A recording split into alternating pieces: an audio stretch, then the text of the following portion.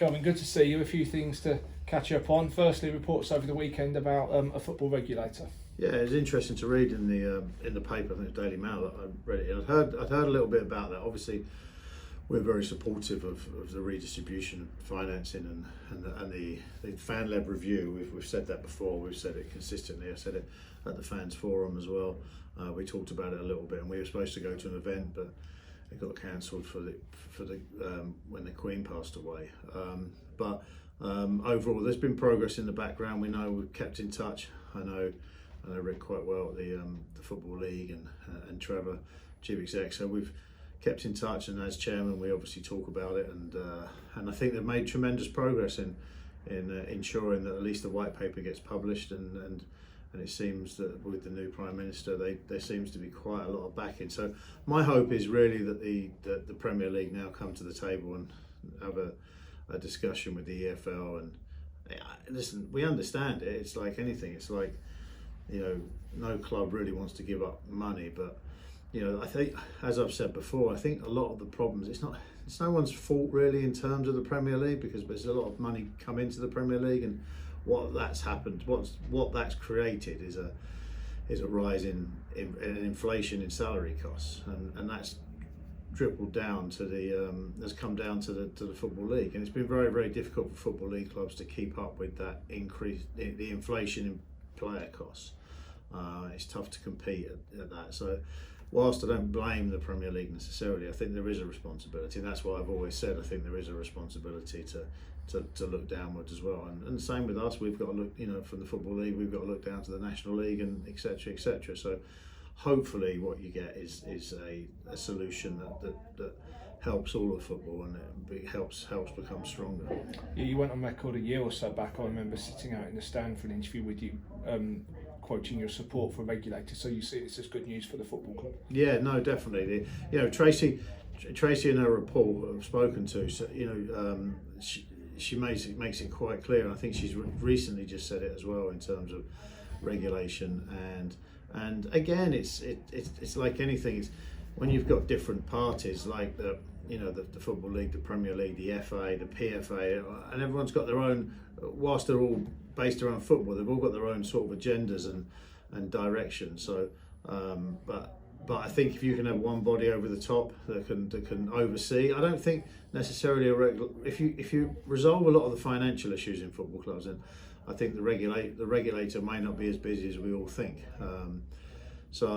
But if there's somebody there you can go to, and if there are problems in clubs, etc., we consider ourselves quite lucky. In the time we've owned it, we've had no real issues, and we feel like we run it well, and we feel like we've got the fans backing. So, but I know there are other clubs that are having significant issues. So I think I do think it's a good thing, and I think if it gets us to a financial redistribution, it'll be fairer for all.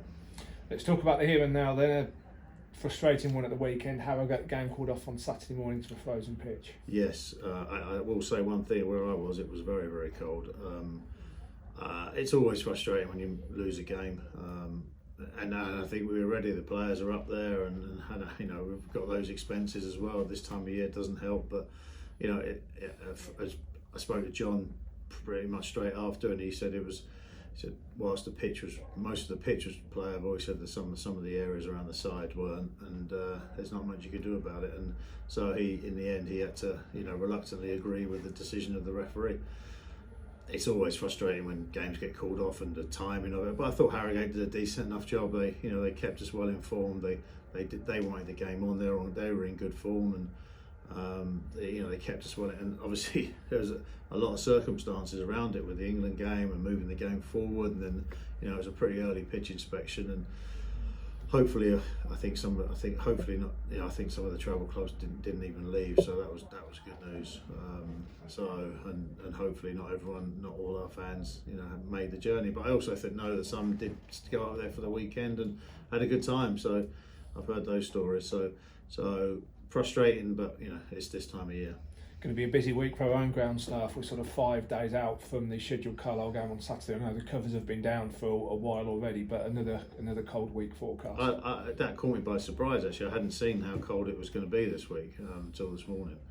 But I know the pitch is fine now, and the covers have been on, and they do a fantastic job on our pitch, as everyone knows. So the covers I think the covers are coming off today during the day, just so that the pitch can breathe a little bit. But they're the experts; they know what they're doing, and they'll get the covers back in time. And but if you get the sort of temperatures it's being forecast, there's not many pitch covers that can handle that. So, but hopefully, fingers crossed, we'll be okay. It should be a good game. Let's talk about players. One player in particular I want to mention with you, Josh Tomlinson, last week signed a long-term professional contract. We all know he's the youngest player for the youth team, youngest player for the first team, youngest goal scorer, holds a host of records, so great news to have him tied down. Yeah, no, Josh has done very, very well. I watched the youth team quite closely, and Josh especially is, the one thing for Josh is he's trained a lot with the first team, and he certainly hasn't looked out of place in that environment. So he's a mature lad. He's a steady boy, but he does know. And as I said to him when he signed his contract, I know it's a cliche, but he's got the hard work starts there. But someone like Josh and a player signing their first professional contract, it's not about the hard work starts now, because they've worked hard to get to that point. So we have to recognise that. We have to understand that he's worked his socks off, the lad, and to get that. And his mum was here signing. It was a very proud day for the family and proud day for them. And I'm really pleased, and we look forward to his development. He's still young. We're not going to. It doesn't mean he's going straight in the first team. I'm sure there'll be, as there is normally, some loan periods and some loan spells, and who knows with football, so what happens. But he's on the, there's not many kids that make it, so to do it just as you turn 17 is good. And a real big plus for the academy. He's a player identified very young. He was playing for the under-18s when he was just 13. So someone that's come through from the very beginning of the pathway at the skills centres through to a professional contract, a massive plus for the academy. Yeah, absolutely. It just shows there is a pathway. That's the key. It shows there is a pathway. And we all know the statistics. We all know, I think it's 0.03% of players who start in academies make it through to professional contracts or professional players. So we know what it's like. We know it's players drop off and get better. Some get better, some don't get better and don't improve, and have to be let go. But Josh is a success story, and it shows that it's there. And I think we've got a young squad with a couple of academy kids, and we've got some young players from last year who signed pros and are out on loan and doing well. So it's all positive. Most people at this time of year are thinking of Christmas. Football club's point of view, it's the January transfer window that's coming up. I know lots of meeting, lots of planning going on. So where are we in terms of the window that's just around the corner? I actually in a really good place. I've really been.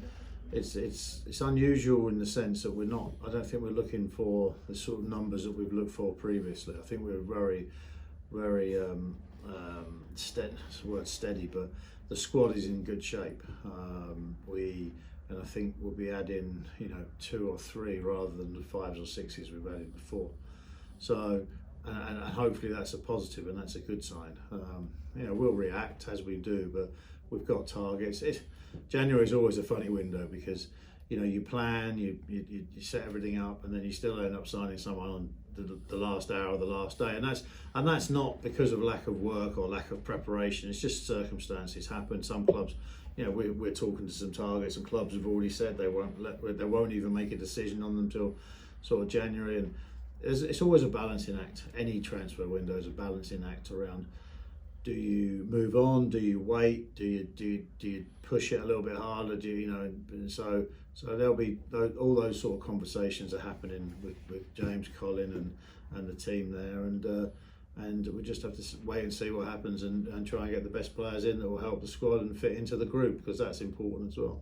Just a bit of an update on the club store. It closed for a while a couple of weeks back for an unfortunate situation, but the club managed to get the store reopened quite quickly, and it's been really busy the last week, 10 days. Yeah, I think poor James really. I think we didn't have a game that first weekend, and I think he was hoping for a bit of a quieter week, and all of a sudden Elite Sports go into administration, which we'd had some concerns. There were some whispers and there was some discussions around that. So but it's very, very difficult to suddenly, stop and start again. So I think James and Wendy and the team did fantastically well in even getting back open. I know I think there was 11 clubs that were affected by this, so we're not on our own. And it was good. The clubs came together as well. All the clubs were talking to each other and trying to find a solution. And I think we got there and we got it open and back to Wendy and her staff, serving people and looking after our fans as much as we can. Just like to finish with a couple of big items of community engagement. This Saturday's game against Carlisle, the More Than Football Award's going to be presented at half-time. We spoke about it previously, about your pride and the club's pride in that particular tackle and loneliness scheme, but it will be a good moment, won't it, to show the fans here on Saturday that award at half-time? Yeah, no, I'm looking forward to it. I think we've invited some of the people that were involved in the project who are no longer with us in terms of in the club. So we've invited people down, and we just want to recognise it. And I think we're going to do something in sort of beginning of the year as well, some sort of reception to thank everyone, get everyone involved, and it'll be good. I know the fans will give the people involved a really good reception.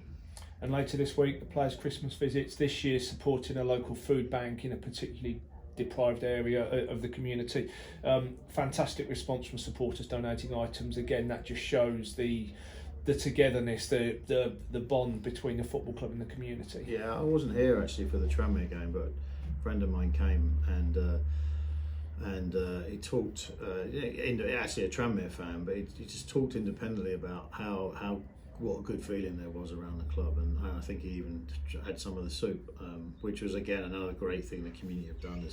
Is and he just talked around how it felt good and people seemed happy, and even though we didn't win necessarily, he just felt it was really positive. And this is the community, it's just very natural for us as a club. We are a community club, and I would put us up there with now as one of the leading community clubs in the country. There's no question really. If you don't get a national award and a European award for not doing much, there's a lot of work and effort that goes into that by everybody, and that's a club thing. That's just not okay. The community department are doing this. I think as a club, as a staff, as players, we're all supportive of what happens. I think we've all got those sort of the right beliefs in that area. So, and that's important. And the players will go out and deliver the food, and they're part of it as well, because they understand just as much as anybody else. So, it's not easy at this time of year. It's not easy at any time of the year at the moment. I think it's tough for people. So whatever we can do to help. And just finally, Kelvin, for those who don't know, I will touch on it briefly. The judicial review, we're in a holding pattern, not expecting anything to be heard on that until early next year. No, I don't think so. I think there was. I think both sides can put submissions into the court in the next couple of weeks or something, next week or so. So the deadline for that is just before Christmas. But I don't think there's any chance of anything being read before Christmas in terms of the court system. So we just have to wait until the new year and sit and wait like we have been doing. Thank you.